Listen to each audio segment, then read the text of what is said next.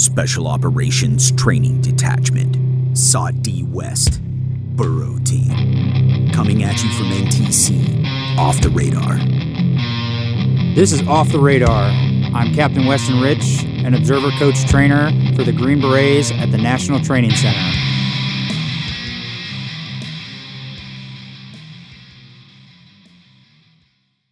Expectations of special operations, I'm going to say, hey, well, I am super impressed in how we have evolved, having served alongside and within, while deployed in a home station, also being an alum of JRTC and seeing a lot of that.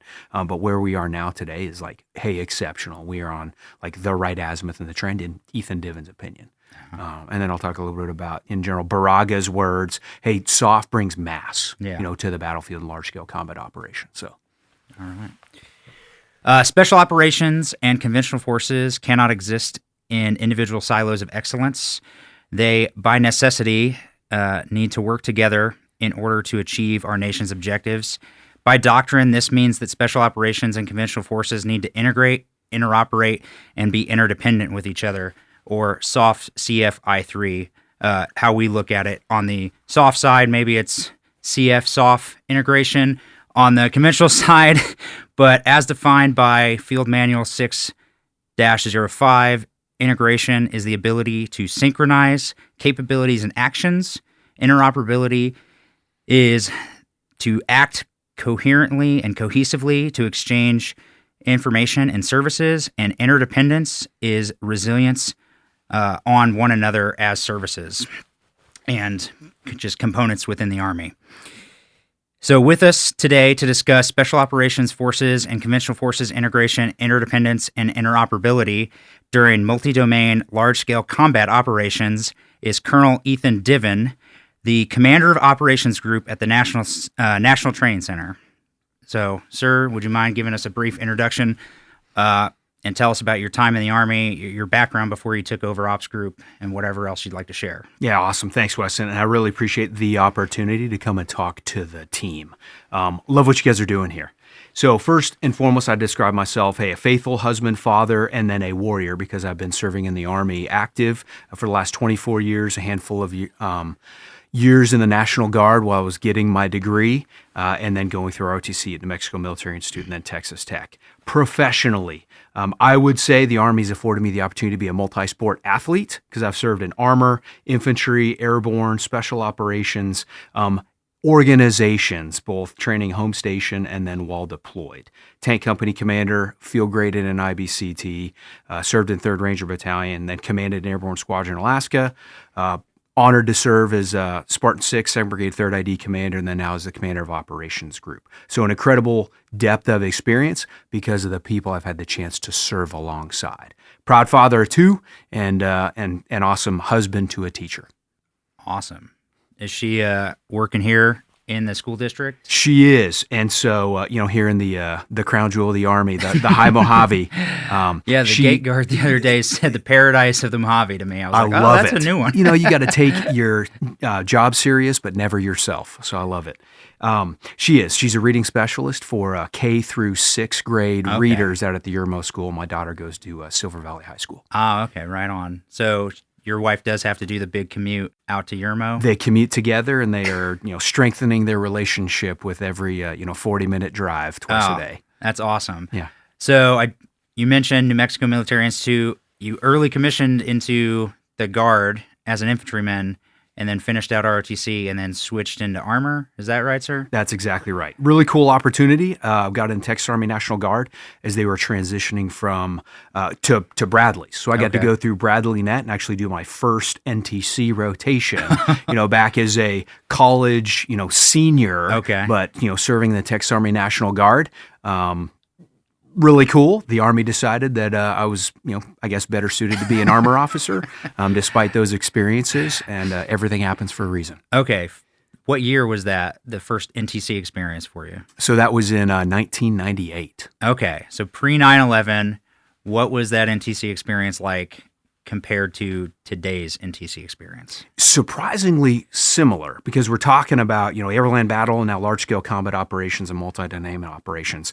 So I was an Op 4 augmentee. Okay. And so riding light infantry, riding in the back of an LMTV to enable, mounted maneuver. So we got complex terrain, we got enemy indirect fire that was employed against us, and we were responsible for trying to establish long-range anti-armor fires and set the mechanized and armor maneuver forces up for success. But there were no FOBs, there were no cops. It was, once we started fighting, we were moving the entire time. I rode in the back of a truck, I rode on a helicopter, and walked a lot. Awesome. All right. So then you mentioned Armor Company Command and some time in Ranger Regiment. That was as a field grade? It was. So unique opportunity. I was a tank company commander, deployed on up armored Humvees to Iraq. Came back, had the good fortune to be an infantry captain's career course instructor for just under a year. Another incredible opportunity presented to go to attend ROPE, and then I went to 3rd Ranger Battalion as a newly promoted major, but not a true field grade post ILE. But got to serve in the 3 shop as the training officer as in 3rd Ranger Battalion, and then the S4. So awesome opportunity. I learned a ton. Any deployments with Ranger Regiment? 3. Oh, wow. Just a couple. Okay. How did that compare to conventional deployments for you? Apples and oranges in many aspects. The capability and connectivity and just the synergy that is created on such a faster timeline. They're probably the things that I would take away from my experience, both home station training, but then also while forward deployed. All right. And then we'll jump forward. Squadron commander up in Alaska, that's where we ran into each other. But after that, you took brigade command and you actually came to NTC and then did a rotation out in Poland. So what was that NTC rotation like? Did you integrate with some SOF, some SF individuals during that? And then how'd that prepare you for Poland? Yeah, really good question. So 8 months after taking command of 2nd Brigade, 3rd ID, had the opportunity to come out and do a January to February rotation on the tail end of division shaping operations. So really kind of the first division level rotation. They helped pull us into the NTC and set conditions with respect to combat power, understanding the enemy, etc. So really good experience. We also had a captain and a master sergeant that was Special Forces qualified that integrated with us, helped in a number of ways. One, they're just varsity level professionals. And I really appreciated how they helped us. First met them at the LTP in December. So, initial first link up, which I know is a coaching point, for SOF and CA. It is. Yes. But did an awesome job of describing not just, hey, here's the capabilities that we are going to bring, but also asked what they can do to help, understanding the environment, helping with things that were on the high payoff target list. So just a better understanding because of the ODAs that were already out in the box ahead of us. So we could, stay abreast of not just maneuver forces, but long-range fires, things that were collecting against us, and also those air defense artillery things so we can employ attack aviation.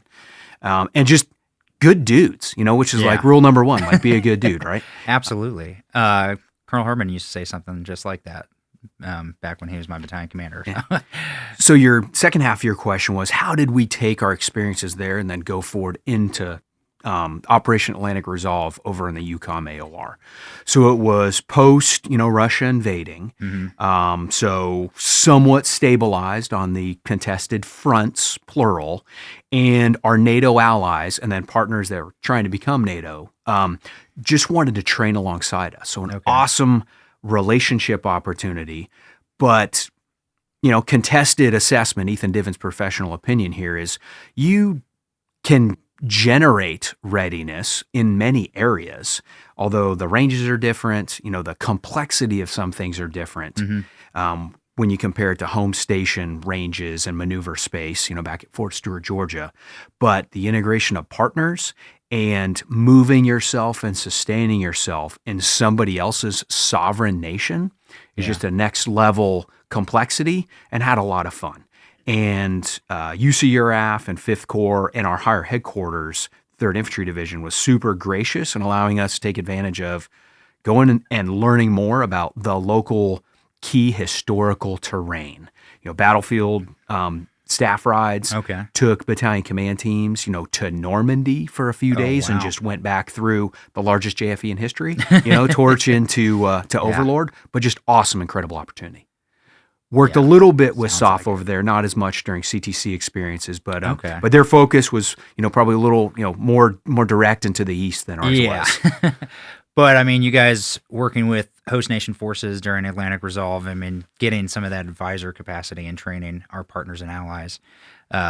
Same kind of thing that SOF does, but everybody does that these days. You probably working with an armored unit or something equivalent to that from our NATO partners. Yeah, during 2 combined resolve rotations at the JMRC, to our brigade headquarters was co-located with the 11th Polish Armored Division, so an awesome opportunity to interact with them routinely, and then participate in a very large wet gap crossing, one of the largest NATO exercises that they do over there. A real one with a real river. Like legitimate not our desert river that we have here. Right, so where, like I was in my Bradley, we had kind of a battalion minus that got on rafts that were led by the Polish, the British, the French, going across, a river and then doing a road march across Poland. Okay. And then a live fire exercise on the backside as we got closer to Lithuania. Like it was incredible. Yeah. Is this like during hours of limited visibility and like, are we? We sustained ourselves out, overnight, Gotcha. but it was predominantly solar powered. Okay. Yeah. No worries about that. Yeah. Backing up to your NTC experience as a brigade commander, you mentioned you first integrated with those SOF liaisons at the leader training program.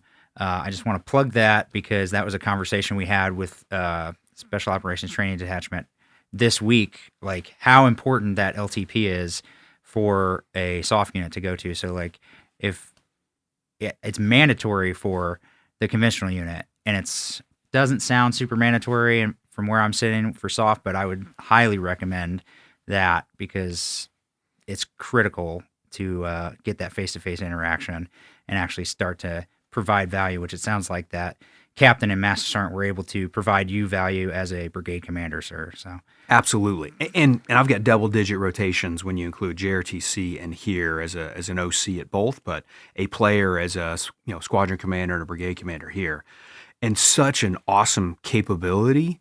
And, what's nice is when humble and approachable and helpful, saying, here's what we know and what we think would be interesting to you. Do you have any, information requirements for us? How can we help? Just really powerful. Awesome. Well, we're going to jump into your current role as the commander of operations group. So if you don't mind just giving us a brief overview of what that role is. Yeah, so call sign Outlaw 01, the commander of operations group, really an amazing opportunity to help. Not just, our core competency and focus is for brigade combat teams, armored, striker, and even infantry brigade combat teams. But then making those brigades get better by training in a division or above level fight, the scenario. So you've got the enablers, the additional capabilities that can come with cyber, SOF-CA, with select military intelligence capabilities, those other warfighting functions. Awesome opportunity. And we do, 8 rotations a year that are focused on the brigade level, 1 that's focused on the division level. So you get to see just a next level of coordination and capability. 1 in our very near future, we're talking about an entire, battalion that's coming from, a special forces group with a number of NAOB, multiple ODAs, fighting on both sides, like super powerful, but electromagnetic focus too. Yeah. So serving here and fighting here provides an incredible opportunity, 1, to see how bad I was as a brigade commander, things that I failed to do, but also get better at just trying to give very clear guidance, drive, a planning process that does plan and prepare at the same time that you're executing and in multiple forms of contact with an enemy. And that's hard. That's varsity level. Yeah. And not get lost in, hey, I'm in my brigade or my battalion level CP, because there are soldiers that are down at the platoon that are fighting constantly and their stuff's broken and they need help and food and fuel. Oh, yeah. It is a leadership just gauntlet. Like experiences vary depending on what unit you're in and kind of where you're focused and fighting. But there's no better test before combat and coming to a CTC. And being able to serve as the cog, help create scenario design, work with, division commanders as senior trainers, through the NTC staff, and help try to shape a scenario and objectives that are going to push a unit to the edge, but not over the edge. And then as we're fighting, continue to push and make them better than they, thought they could be, realize their potential. Yeah. I think this is also a leadership factory, operations group, because the Army, the Joint Force, the multinational force, they send their best. The varsity level standouts from across our force come here to serve as observer coaches and trainers. Yeah.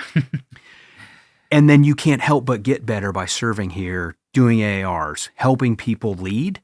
So by the time you depart and go to your next organization, you're making them even better. Yeah. As a squadron commander, brigade commander, I looked for those with former OCT experience. At JRTC, my next door neighbor was the SOT-DXO. And we talked an awful, initial SOF-CF I3, like it was happening there, beautiful Leesville, Louisiana. Yeah. But just incredibly powerful and capable. It is a version of like Abrams Charter, like for real, yeah. the part that not everybody talks about, but hey, how you serve in an organization and then you go make the greater Army better because of it. Yeah, absolutely. So for a conventional brigade, like as a brigade, when you were brigade commander, what did this coming to NTC and serving in a rotation, like what did that mean as a brigade commander to you when you did that? I got some really good preparatory guidance from senior leaders. It helps you see how well you trained your unit to go there and be ready to fight, conduct, the MDMP, troop leading procedures, how lethal they were and all those things. But in reality, it is an opportunity to reflect on how you do as a leader, how you respond to stress.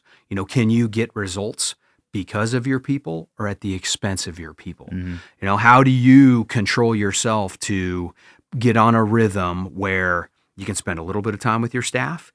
You can go out and see your commanders, get like news from the front, like, hey, real talk, not just in a JBCP message or over the radio that is probably garbled and you understand, 40% of it. Mm-hmm. And then come back and help share that with people to try to control time. Yeah. And our staffs are amazing. I spent, a lot of my career on staff, but we want to make monster products. And one of my takeaways from LTP in the rotation is, hey, how can you get down to the minimum number of products that are digestible and easy to get to the front as possible, as quickly as possible? I crammed my 4-year degree into 5 years, and I am a big believer of, hey, good enough gets it done. And that can really help an organization, when you're at a CTC. All right. So we've talked a little bit about your experience with SOF integration, but as the commander of ops group, has that changed your opinion about where and how SOF and conventional force integrate, or has it reinforced it, or what are your insights and takeaways? Reinforced and only gotten it better. Like it has improved like my faith in the Army in that large scale combat operations has a place, and we are evolving when it comes to SOF-CF and I3. What does SOF bring? It's not the days of, hey, you very specific surgical type thing or advising and, hey, when there's a mess, we're coming back together and talking about how we're going to deal with it, consequence management, or special side of a compound where, hey, not everybody's allowed in and we don't know what's going on over there. It is true integration and shaping, whether it's, advanced force operations, extended deep, if it's a JFLIC, a core, you name it, what SOF is doing to set the conventional forces, whether it's a brigade, a division that is coming behind, to be successful. Understanding popular sentiment, where the enemy is, essential service opportunities for technical targeting, influencing with electronic warfare, cyber, you name it. SOF creates mass for our joint force because of placement access, whether they're advising and providing a capability on the front side, or as we were fighting, continue to move, the next phase line for the land component leader. Awesome. How are your interactions with brigades that are coming here for rotation, like pre-rotation, if they're coming for LTP or right before the rotation, and then post-rotation, what are the expectations of SOF from these brigades that are coming in? Is it they're completely willing to play ball, or they're just like, oh yeah, it's another, exquisite toy that maybe I'll use if I can, or if they want to, interact with me, I'll see if I have the bandwidth to do that. But like, what are brigades coming in with thinking that SOF provides them, or maybe they think SOF doesn't provide them anything? I think it's a human nature to be a product of your experiences, right? And based on, whether you have had good, historical experiences or interactions, or bad, or none, when you come to a CTC, you got to get over it, okay? Because this is the Super Bowl of joint force operations here. Whether the core of what we train is a BCT, but there are going to be folks and capabilities that are out there that can increase the likelihood of your success. And that's what SOF and CA does. And that's what I know the Burrow team, advertises on behalf of SOT-D to help make that link up positive and as early as possible. Under promise and over deliver, with your placement, your access, and how much you're able to share, and the impacts and the effects that you can actually have. More mature folks, that have been in the Army between 15 and 20 years, we may have a negative experience that we are projecting on that. That is in the minority of what I've observed when it comes to brigade level and battalion squadron level leadership doing lash up, link up, and initial interactions. It is mostly, hey, good to meet you. What can we do? We're in this together. Okay. And then seeking those opportunities. Yeah, I would say overly positive and not trying to be a salesman. No. But when you see, one of the SOF leaders for the rotation is in one of the meetings that I'm doing initial link up with commanders, that's a really positive initial, assessment that I can make on the organization. All right. So something that we on the Burrow team and SOT-D have been discussing is like, there's limitations to the rotation. There's only so much Black Horse out there. And like doctrine says, hey, SOF's going to be out in the deep and the extended deep. And unfortunately, as great as Black Horse is, they can't provide all the personnel to be in the close fight and the deep fight. So it's a training hindrance, or it's a challenge for us to get really good training to provide, a doctrine style target out in the deep or extended deep. But like from the brigade's perspective, we assume the brigade commander and the brigade staff and the battalions are all focused on the close fight because they're getting hit from tanks and BMPs and such. And when we go, hey, we destroyed this widget 40K away, you're like, cool, but that doesn't really help me right now. Like, is that a factual, like, are we misrepresenting how the brigade looks at SOF when they get a report of, hey, in the division or the core area, we've affected a target, and maybe it's open to maneuver, like an airspace maneuver corridor for you, or maybe it's just done something in the EW cyber realm, and it's not like a kinetic, hey, we took out this entity that's really providing you an issue right now. Is that, okay, gold star and we'll move on? Or is that like something that the brigade is really like excited about, like, hey, okay, we now have uncontested comms for 8 hours because of SOF did XYZ, as an example? Really good question. I think it's directly proportional to the relationship that the SOF liaison element, whoever it is, has made with the brigade, hopefully at LTP. Worst case, as we're doing reception, staging, and onward integration, in the cantonment area before we actually start fighting. Because if it's been positive, then you probably have a SOF professional that is embedded with the brigade or has routine touch points where they can provide those feedback and also ask, hey, what can we do to assist? The other component is who is on the other end of the 52nd Infantry Division, the most undermanned but super powerful division in our Army that represents, higher here at NTC. Who's listening to the softly brief at the operations and intel update when that happens every morning when we're actually fighting? Because Burrow does a great job of providing the so what's of SOF, or the SOF actions. Yeah. And then I think we collectively need to ultimately say the so what is or why this is important, not just the what. Yeah. And so that's really for all of us, because a subordinate should be asking for the so what if they didn't get it. But we can do a better job serving the meat and potatoes of our briefs too. Absolutely. I think it sounds like you agree that we've gotten a little bit better about that. We've had in recent rotations some role players participate at the 52nd ID to be SOF liaisons to kind of take the SOF rotational training unit and voice their actions to the division headquarters. I've stood next to them as they did the brief, and it was super powerful because it's been on the positive end of an action, targeting something that was on the HPTL, for the division that had effects in 48 hours for the brigade. But we've also had, briefs about consequences when, hey, maybe we're a little aggressive, went loud a little early, if you will. And then there were some negative consequences that were going to impact the brigade once they got to an urban area in about 24 hours. Okay. So do you have an example of maybe a good or a bad integration, like convergence window, where we've done well or poorly as SOF and CF? Sure. So the Army's relatively new term, convergence window, is when a period of likely time, but definitely space, where we're going to focus, preponderance of support and capability, and ultimate effects are oriented to achieve success for whatever the tactical mission task is.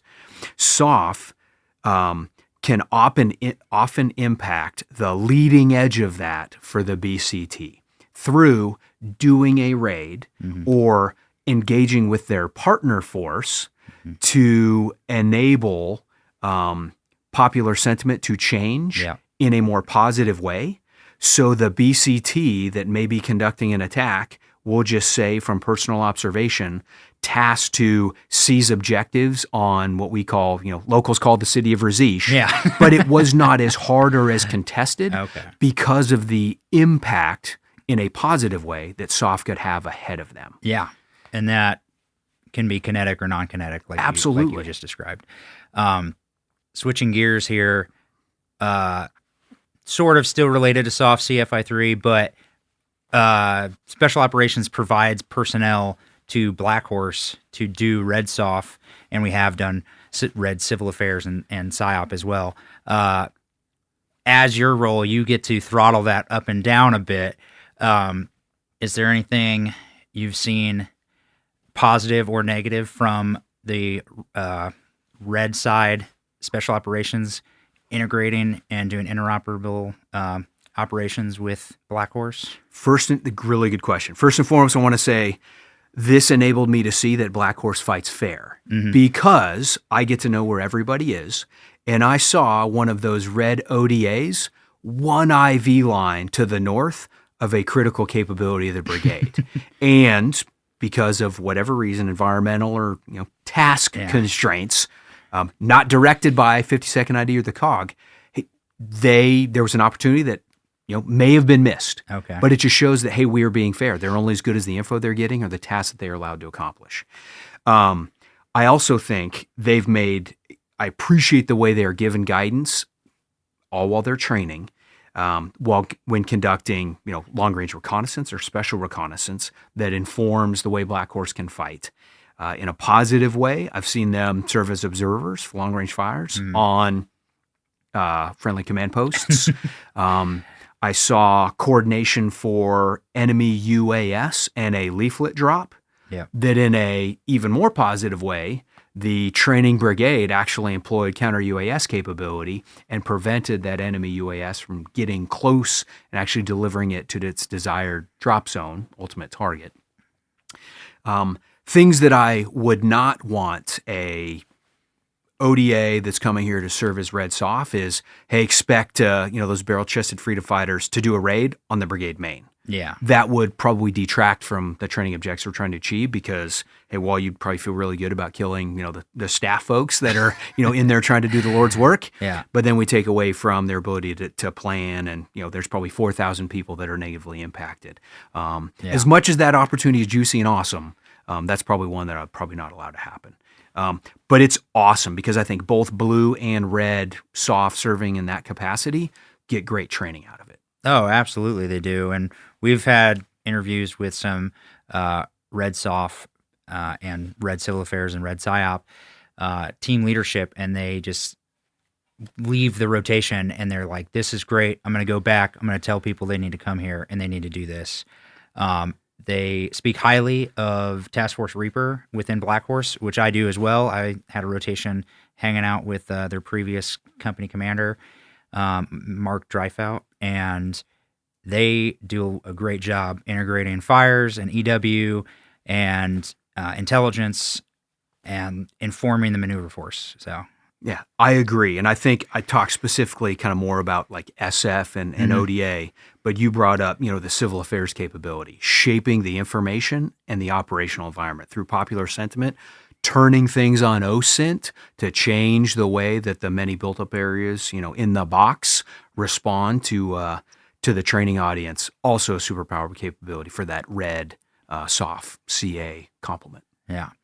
And then I guess one of my last question here is, SOF does, whether it's on the blue side or the red side, we do things outside of the NTC box. How is that understood on the conventional force? Like, in the scenario, it makes sense whether it's red SOF doing something that affects our friendly host nation or it's blue SOF that's going after the enemy host nation. So it makes sense scenario-wise, but is that, because it's not in the brigade close, is that really seen as impactful to the brigade?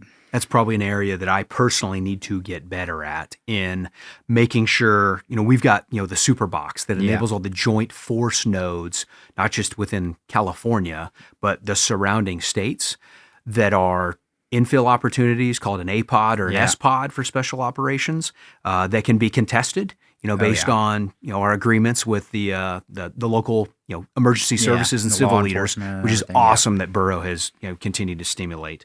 But it's not as well understood because it's happening before the brigade ever gets here en masse. It's when they're torching their advon, they're just trying to establish accountability of their people and their stuff. When all of this shaping and operational prep in the environment is happening thanks to SOF. Yeah. So that's something I need to get better at. Thanks for asking the question. No worries, sir. Realistic military training is probably one of the coolest things I've gotten to do as a special operations guy. So it's neat that it's incorporated in rotations, and it is diverse, whether it's point of entry training or we do direct action or special reconnaissance. We also get to do information and influence operations outside of the box as well. All within the scenario. So I appreciate your time, sir. Thank you for your insights and your opinion where, coming from as the commander of ops group and your experience knocking out a rotation as a brigade. I'll let you finish off with anything you'd like to say. If you want to pitch how great the National Training Center is, I encourage that because it is a great place to train. I've never got to train here, just got to serve as an observer, coach, trainer. But given the opportunity in the future, maybe I'll get the chance to come back here and train. Yeah, thanks for the tee up. Really appreciate the questions, and that's a conversation, a dialogue. The pitch that I will make, and it's full transparency, is I love what I do as an OC, like one of the most professionally rewarding opportunities that I've had in the Army. But this is the high desert, and it is remote and it is isolated. And so still prioritizing and taking care of the families is a focus, of mine personally as a husband and a father. But the installation does a good job of doing their best to provide, a strong community that is here.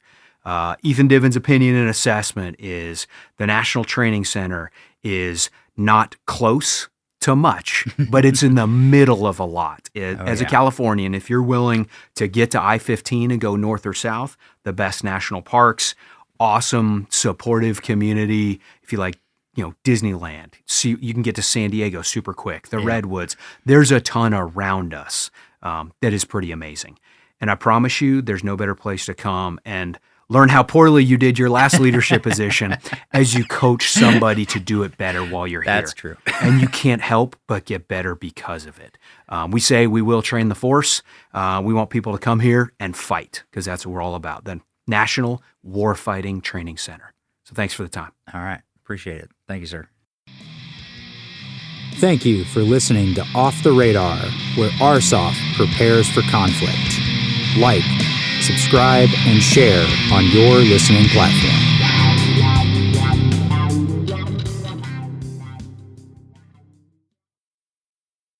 Actions will determine the outcome.